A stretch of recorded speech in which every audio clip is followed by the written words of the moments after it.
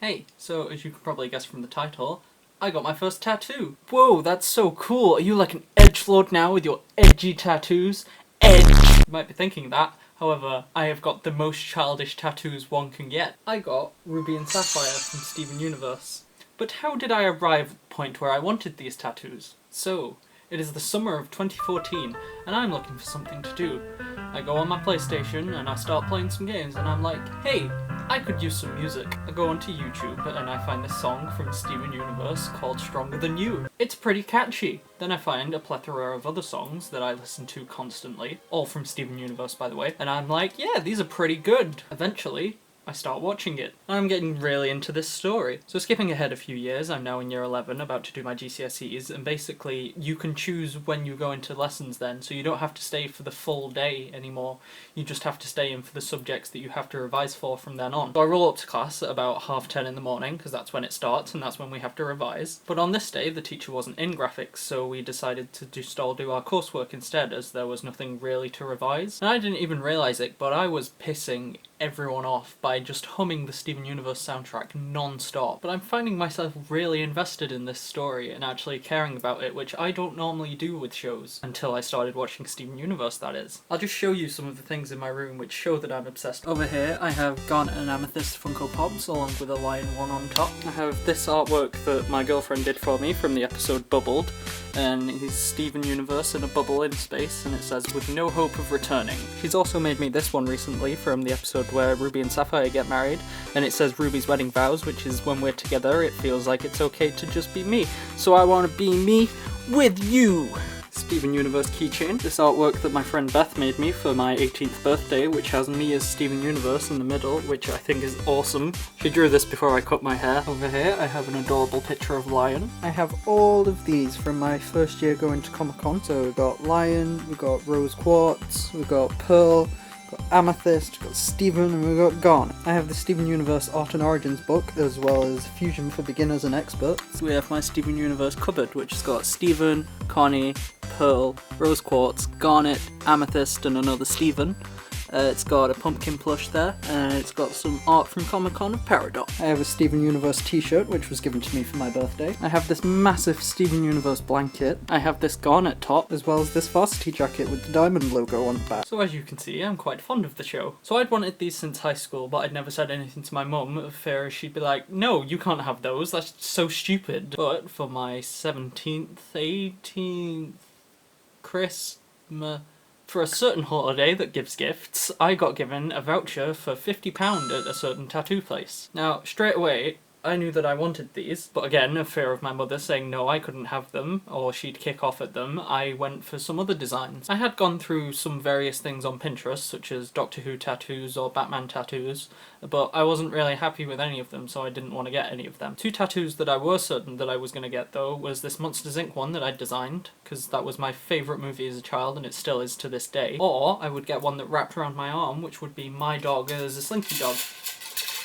I was more opting for the Slinky Dog one more than the Monsters Inc. one, because that would have my dog on it and it would be a little more sentimental. However, I couldn't really get the design right, and I didn't want to just have it as Slinky Dog. I wanted to try and make it look a little bit like my dog. Also, I wanted the spring to spell out Teddy on top, and it'd be like chasing its tail. I really couldn't design it, and then I think I'd gone off the design a bit as well. Then one day at work I was thinking, and I was like, I still really want the Ruby and Sapphire tattoos. Then I kind of had a moment where I was like, this is so stupid, why do I care what anyone thinks? This is my body, I can put what I want on it. And so, like a typical teenager, I went and told my mum that I was going to go get a tattoo. And when she said no, I stormed out and went and got it. Well, you know what? That is fine. It is my body, and I'll do what I want with it. I don't care about your opinion, I'm out. Goodbye! Could you put my chicken nuggets in the oven for me, thanks, love you mum, bye! I didn't exactly storm out, she was fine with me going getting the tattoo. It wasn't a case of, you can't have a tattoo or you'll get thrown out. It was a case of, my mum specifically didn't like the tattoo that I had chosen to get. So, terrified but excited, I walk up to the tattoo shop.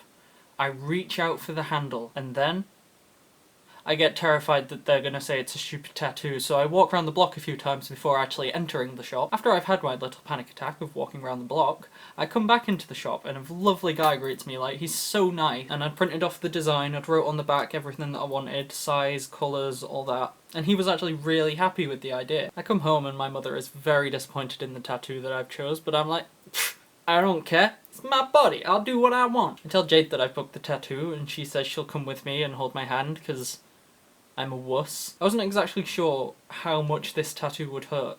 I know a few people that have had tattoos and a few people that have had them on their wrist as well, which is where I'm getting mine. So I messaged my friend who'd had one on her wrist and she said it was horrifying and she hated it and she cried. And hers was much smaller than mine and had much less colours on it. And my friend Joe had told me that colours hurt more, so I was terrified. I got to the tattoo place, nervous, and this woman called Nikki, who was doing my tattoo, came out, and she was really nice. She told me to have a seat while she was setting up, and then she called us in, and blah. Firstly, she traced out the design on my hand, then she did the outline, which didn't hurt at all. I was quite relieved at that. And then she started colouring in, and it wasn't as bad as I thought, actually. It was okay. It still hurt a little bit, but it wasn't, like, tear-worthy pain. Like, it's so hard to explain. My friend had told me it was kind of like a load of insects biting you all at once, which is actually quite a good metaphor for it. However, the analogy I had in my head was a strange one, to say the least. I would say that it's like if a hedgehog had made a very tiny vibrator out of all of its spikes, and it was just repeatedly using it on your wrist, but it's for art, so it's okay. That's a weird metaphor, isn't it? I don't know why that's what I thought. So she finishes off the ruby tattoo first, because that's the one she started with, and then she said she'd move on to the next one. Now, because I just had my right hand done, I was expecting not a lot of pain at all, which wasn't the right thing to do, because it still hurt. Ah!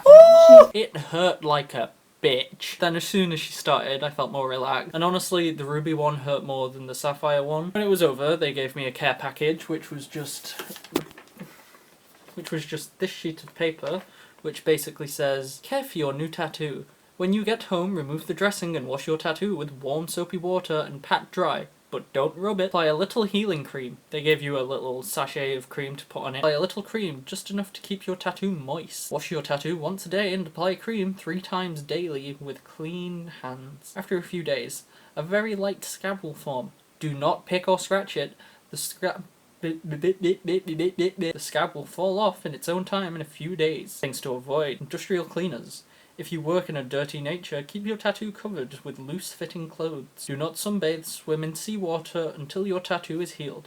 Remember, sunbeds fade tattoos. Use a high-factor sunblock for protection. So yeah, I got my tattoos. I'm really happy with them. And I need to go back in a few days to get a touch-up because they're starting to fade a little bit. I only got them done a week ago. So yeah, I hope you enjoyed that video and I shall see you in the next one. Bye!